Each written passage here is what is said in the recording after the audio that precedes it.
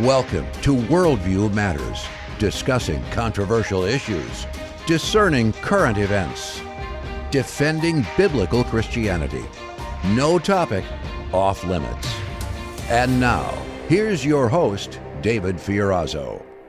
Hey friends, thank you so much for tuning in. God bless you. We appreciate you praying for the podcast and for all the technical issues that we have. It's been going great, thanks to God, of course, and your prayers and your sharing the podcast. It's getting out there. So today we're going to not exactly keep it local because we are fans of Wisconsin Family Council and Wisconsin Family Action. They do great work, as a lot of states have these organizations that really help expose what's going on in their government, state governments, and especially the battles for life in the womb and family, protecting marriage, family. So we're blessed to have Daniel Degner with us today, and he's in studio.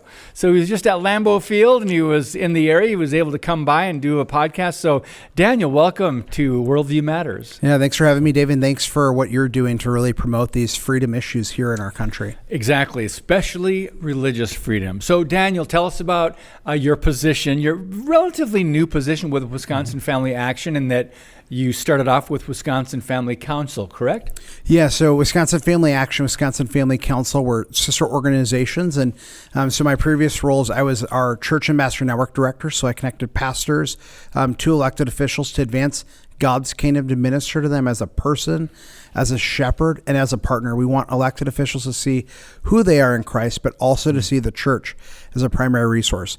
I currently serve as the president of Wisconsin Family Action and Wisconsin Family Council now.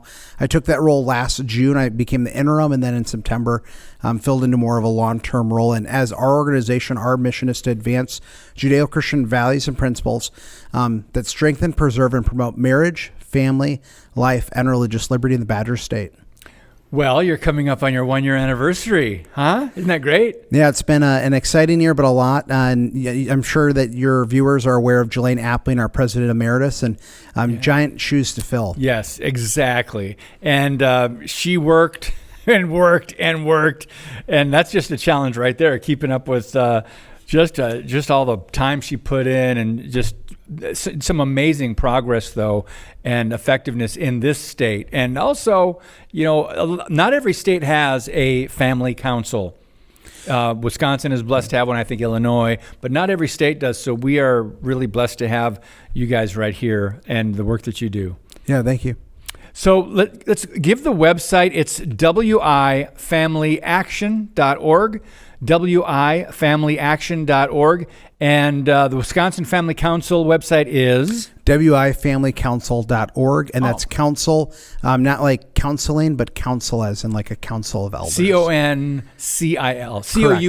Yeah. All right.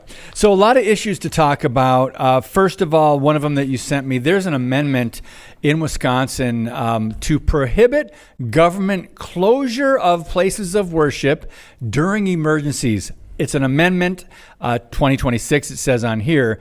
But friends, remember what happened during COVID? Do you remember how the government told the churches to shut down, shut your doors, close? You can't worship, right? So is that part of the reason they're trying to get this passed? Yeah, absolutely. We saw in 2020 that our really radical liberal governor, Tony Evers, what he wanted to do is he wanted to shut churches down and not allow us to practice our religious liberty. And even just a town south where we're recording right now in Oshkosh, Wisconsin, they even tried to do a drive-in church service, and the police were called, and they came and said, wait a second, nope, you can't do this. And thankfully, through our work and some other of our legal friends, we were able to at least allow and get a letter from the governor to allow them to do these drive-in services. But really, that should never have been needed in the first place. And we need to make sure in Wisconsin, not just for now, but for the future of our entire history, that we protect churches, that they will never be shut down again. Yeah, this is, I was going to say it's a federal issue, but it's also the states have to deal with this because it's going to be state by state, because we saw how blue state governors in particular, and unfortunately at that time we were a blue state. Can't say we're a red state now exactly, but the election did swing that way last November. So there are so many other cases. Just one of them I want to mention. I just got a newsletter from the Wisconsin Family Action. You guys can sign up for the newsletter on the website. There is a Wisconsin congressman. His name is Glenn Grothman. He's supporting marriage. And I'm thinking, okay, of course if you're Republican, generally you support marriage. But it says Student Loan Marriage Penalty Elimination Act. That's what we're talking about. It's not just marriage, but it's Student Loan Marriage Penalty Elimination Act, and it would remove one of many anti-marriage provisions of current federal law and regulation by amending the tax code to ensure student loan interest is a tax-deductible item for both husbands and wives. Tell us anything else about this? Yeah, so basically what Congressman Grothman's trying to do here with this bill is, and this happens a lot at the state level as well as the federal level, is we'll have it where we allow for singles that are filing taxes to get a tax benefit, but then we don't have that necessarily that tax benefit for married couples. And really, we appreciate what the congressman is trying to do, and we're also encouraging state legislators to get rid of some of our marriage penalty tax credit issues here in Wisconsin to make sure that we're incentivizing marriage. Especially, we look at all of our population issues, we look at our marriage and family issues around the state. Yeah. We really need to do everything we possibly can to make sure our tax structures really incentivize family as well as marriage. Yeah. Oh my goodness, there should not be marriage penalties or taxes. We need to bless families. By the way, this proposal has been endorsed by Family Research Council. And so that's another good thing. So one other thing that came up here, and we're going to be jumping around a lot. In fact, let me go back to my notes here. Let's talk about what the Wisconsin State Supreme Court will be ruling on, and that would be the pre-Roe abortion ban, and that's before June 30. Tell us about that. Yeah, so in Wisconsin, we have Statute 94004, and you may hear in the media, we'll talk about Wisconsin has this 1849 abortion ban. And I think that's really foolish when we say those things, because we don't talk about, in Wisconsin, there's an 1849 murder ban. Yeah. Or in Wisconsin, there's an 1849 ban against theft. Well, exactly. we just say, well, it's the law because the legislature passed it. And since 1849, the legislature hasn't seen a need to overturn that law. And so basically what the 94004 statute says is it says that abortion is not legal except for in the case of the life of the mother, where two different doctors have to sign off. And we're very fortunate. We praise God that after the Dobbs decision overturned Roe and brought abortion back to the states, that was the law in Wisconsin. We were able to protect the unborn, save the unborn. And there was a report that found that many babies were born in Wisconsin as a result of this, and they were protected from being slaughtered in the womb. So let me just do this real quick. Let me flip over to an article, and I want to quote this. This is over at the Federalist. It says, every pro-life law, listen, friends, because the left lies about this, Democrats lie about this. Every pro-life law, without exception, contains provisions that allow for emergency medical intervention to save a mother's life. I said that slowly so you could understand this is true. Over at the Federalist, there's an article called Don't Blame Pro-Lifers for Medical Malpractice or Risky Abortion Drugs. Can you talk to us a little bit more about this? Because when you said that, you're going, okay, yeah, there's a provision to, save the mother's life. Of course. But every pro-life law has that provision, right? Yeah, everyone does. And what I would even argue beyond that, and what we argue as an organization, is there's really never a need medically to save the life of a mother by aborting a child. What we would say is that it's terrible, it's tragic, it's sad when someone loses a child naturally through a miscarriage or an ectopic pregnancy or a stillbirth or those sort of things. But we do everything we can to make sure we're not intentionally killing that child. And I'll just use my own story as an example. Yes, please share that. When 94004 was in effect, remember, abortion is illegal in basically every circumstance except to save the life of the mother with two doctors signing off. My wife had an ectopic pregnancy. And so if you were watching the TV ads in Wisconsin over the last year or so with these elections, they would say, oh, these conservative Republicans are trying to murder women that are having miscarriages and ectopic pregnancies. But it's the furthest from the truth. When my wife, and it was unfortunate, we were very sad that we lost our child. We call that baby our child because we know at the moment of conception, God uniquely created that child. Yes. But with the baby dying through ectopic pregnancy in the fallopian tubes, that baby had already passed away. And so it was okay because that baby had already passed away. Same thing with the miscarriage, to remove that child because the child's no longer living. And we would argue in a circumstance where the baby is still alive and needs to be removed for medical reasons, like a C-section, those sort of things, we can always have a C-section to try to save the baby. And if the baby passes away, it's unfortunate, it's terrible, but it's God allowing that baby to pass away naturally instead of us actively intervening ourselves to kill the child. My goodness. We had Seth Gruber on the podcast recently, and man, I'll tell you, he comes with both barrels loaded. And we talked about that. We talked about some of these lies that the media will put out there, or slight. I don't even want to say half truths, but the talking points of the left when it comes to using them as a battering ram against the pro-life community, or those of us who believe that life begins at conception, and every pregnancy is a growing, developing human life in a mother's womb. And yet so many states, Daniel, have laws that will legalize, now not God's law, not, but they will legalize abortion up until throughout 9 months, the ninth month. And so we're struggling with the fact that we've been playing political ping pong. I just want to get your response to this and share any insights that you'd like. A lot of us are frustrated with the back and forth with the pro-life community, with legislation and everything like that, with what Republicans campaign on, and then they say they're going to do. They get into the Washington, they don't follow through, right? But we're just compromising if we don't push to end abortion and save every baby. Yeah, and how I would argue it too, and I'm a huge Packer fan, owner, season ticket holder, just at Lambeau. And every state's different right now post-Dobbs. And so I would try to figure out where are we on the field. And so like in Wisconsin under 940.04, I'd say we're at the opponent's 1 yard line. We're about to score a touchdown. We have so much ground that we have. And then there's other states, like you mentioned, that they might be at their own 1 yard line because abortion is legal through the moment of birth. And they're allowing for even taxpayer funded abortion in some of those states. Yeah. And really what we need to be focused on is how do we move the ball forward, closer to the end zone, closer towards the touchdown in every state. That's going to look different. And just a real world example here in Wisconsin, the last legislative session, there was an argument to allow for abortion for 14 weeks of pregnancy. So through 3.5 months of that baby being developed. And our argument organizationally was we have the ball at the 1 yard line. Why would we retreat all the way back to the 50 yard line? We need to continue to move forward and not backwards. And so we oppose that. But if the Supreme Court, like we're expecting by June 30th, will probably find, and they'll probably create some sort of a loophole to get rid of our 940.04 statute that protects many of the unborn. And they'll come back and say that, oh, well, there's a 940.04 is unconstitutional. They'll make something up, and they'll probably end up having abortion legal around the 20-week mark.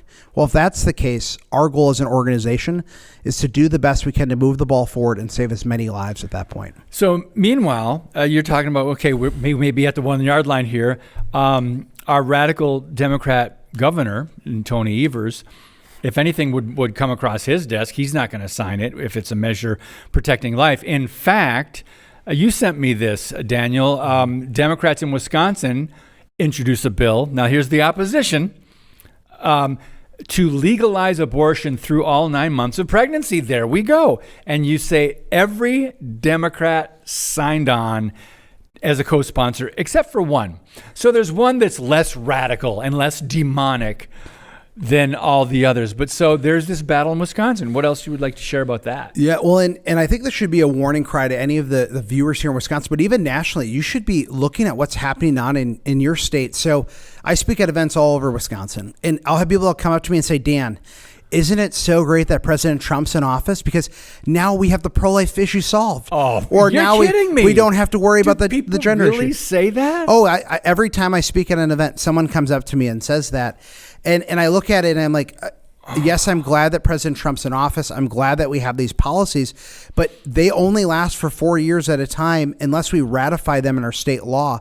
And so it's so important for us to make a difference, but especially in Wisconsin, this is what's scary is right now, the state Senate has an 18 Republican majority to 15 Democrat minority, but it is very likely that that legislature in the Senate will flip in the next election cycle, but especially the assembly's up for grabs too. So what really Democrats are highlighting here is that if they take over the chamber, they're going to try to ratify through state law to have abortion through all 9 months of pregnancy. That's right. And let's be honest, most Democrats, that's a platform. That's on their platform in most states would be pushing or are pushing for the same thing if they didn't make that successful already. Anyway, we got to move on. We got to take a brief pause.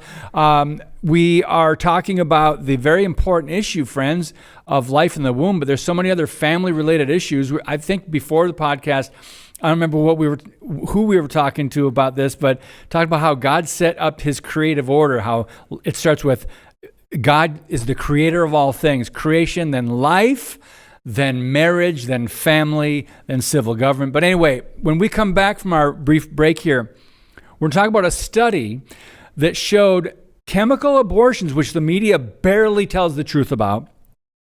Chemical abortions now account for 2/3 of the abortions, and they are 22 times more likely to cause sepsis, hemorrhaging, and other serious adverse effects than the FDA label suggests. And there's many more studies coming out on this. We'll be right back on Worldview Matters. Introducing Patriot Mobile, the wireless carrier that stands with you. We are committed to supporting the values that make our nation great. With affordable plans and reliable nationwide coverage, Patriot Mobile is not just a wireless service. It's a call to action for those who believe in the American dream. Get free activation now with promo code DAVID.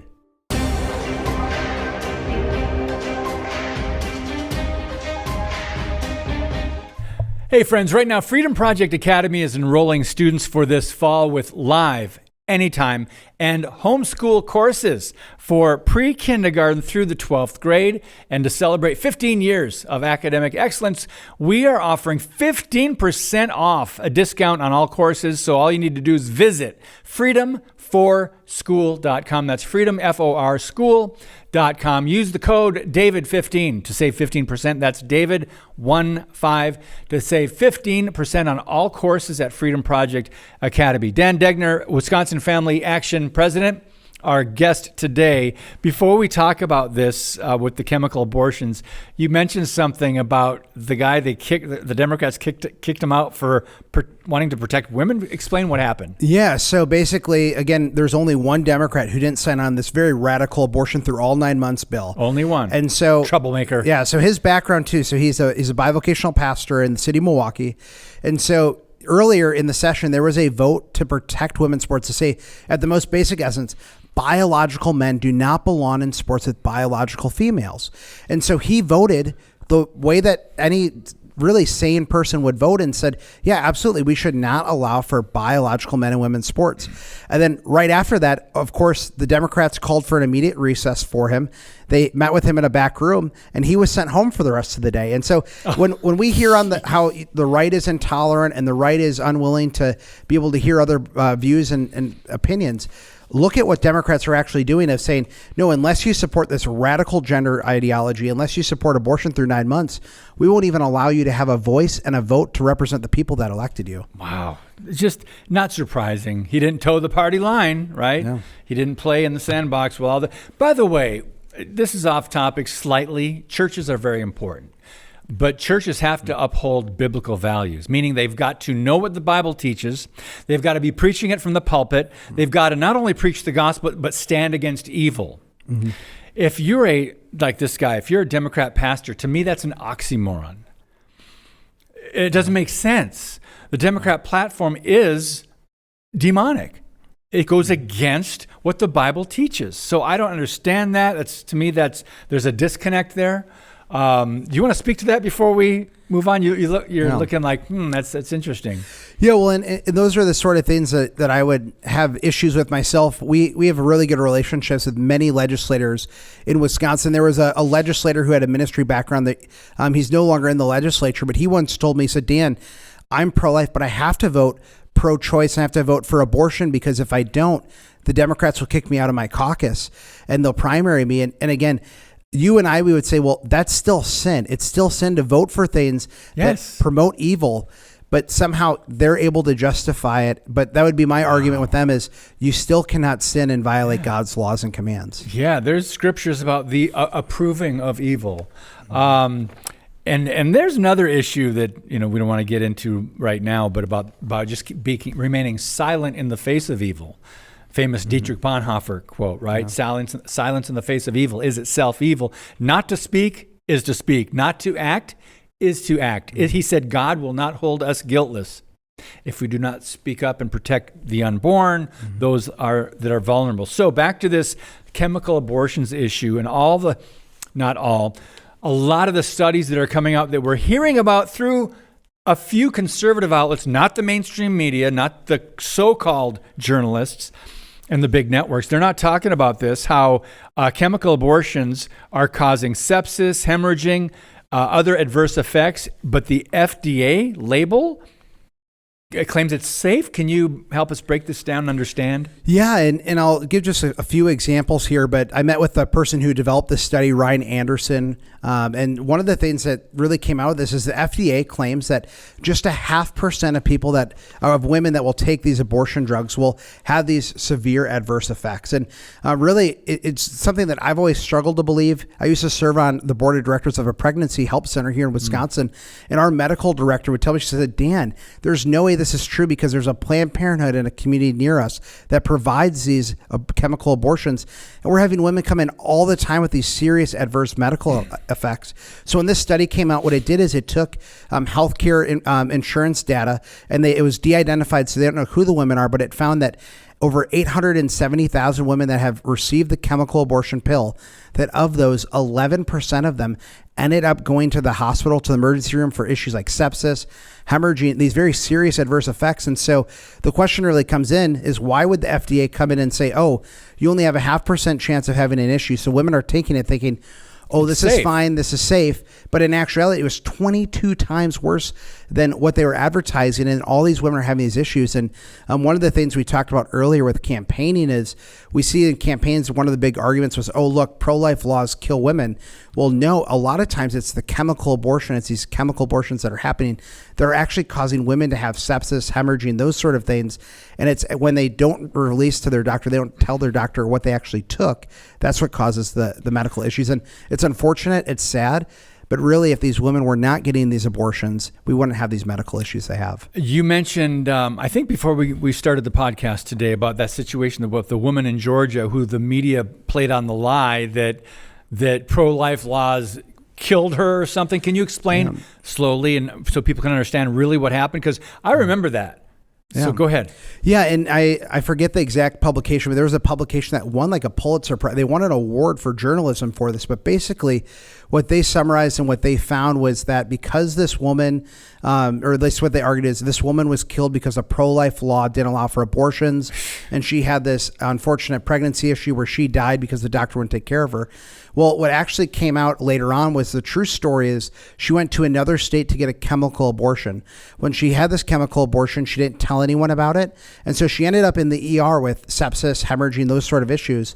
And she didn't tell the doctors that she had taken the chemical abortion pill. She just told them that, oh, I'm not feeling well. And so instead of the doctors being able to actually help her deal with the hemorrhaging and sepsis or whatever she had in that specific case because of the chemical abortion, they weren't able to treat her properly, and she died as a result. So it wasn't the pro-life law that killed her, it was the chemical abortion is what killed her. That's right. And her, for whatever reason, being either embarrassed or didn't want to be honest with the doctors, that's tragic.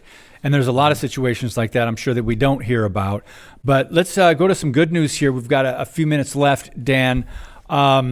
The establishment of the Religious Liberty Commission. This is at the White House website, whitehouse.gov, as of this month, May 2025, by the authority vested in me as president by the Constitution of the laws of the United States of America, it is hereby ordered. Section 1, purpose and policy. It shall be the policy of the executive branch to vigorously enforce the historic and robust protections for religious liberty enshrined in federal law. The founders envisioned a nation in which religious voices and views are integral to a vibrant public square and human flourishing, and it goes on. And then it kind of goes along with the Attorney General Pam Bondi launched the Eradicating Anti-Christian Bias Task Force. This was ordered by the Trump administration. So there's some good things happening. Comment on either one, Dan. Yeah, I would say, again, this is a really good sign that during the Biden administration, we saw time and time again that they would really go after Christians. They'd go after people that were practicing their faith. And pro-lifers. Yep, in good conscience. They weren't doing anything that was violating the law. They just were having a different speech than what the Democrats would want them to have. And so praise God that President Trump's doing this. And I met with one of my national colleagues this week that he just had a meeting with the Religious Liberty Commission, and we're really excited to hear the work that they're doing in Washington, D.C. But we need to promote religious liberty everywhere. And we talked earlier about that state constitutional amendment. The one thing I would encourage your viewers to really look into as well is look at what your states say about religious freedom, because Wisconsin's a very unique state in that we actually go past what the First Amendment says, but our state constitution says that the state shall not do anything that makes us violate worshiping Almighty God in the way that our conscience would call us to. And so that's even further than what the First Amendment does. And so it's a great opportunity for us to know what our religious freedom rights are with our state constitution as well as our federal constitution. There are some good things happening, but again, even though I love this, the DOJ launched the task force to eradicate anti-Christian bias. Even though there are some good things happening, we've got midterms coming up. Is it next year? Yeah, it's already 2026. Wow. Yeah. And so we cannot let up. In fact, I personally believe, and I think last time we had Jelaine Appling on, I think she said we've got to work even harder in these 2 years. And then we'll see what happens in the midterms. But Christians, conservatives, we've got to work much harder than even before. We can't take anything for granted because the left has gained so much ground. They took so much ground and territory for the enemy, for evil. Satan comes to kill, steal, and destroy. And that's what the left has been trying to do. And to some degree, they've been successful. So we've got a lot of ground to make up. Closing thoughts in just like 30 seconds, Dan? Yeah, and just going off of that point that you had is it's going to be razor thin margins that decide the majority at our state levels and the federal levels. And so we need to make sure that every Christian gets out between now and next November. And we need to make sure Christians honor God with their vote. Amen, brother. So Wisconsin, familyaction.org. And we appreciate you guys. Thank you so very much. God bless you. And as always, keep speaking the truth about things that matter. We'll see you next time.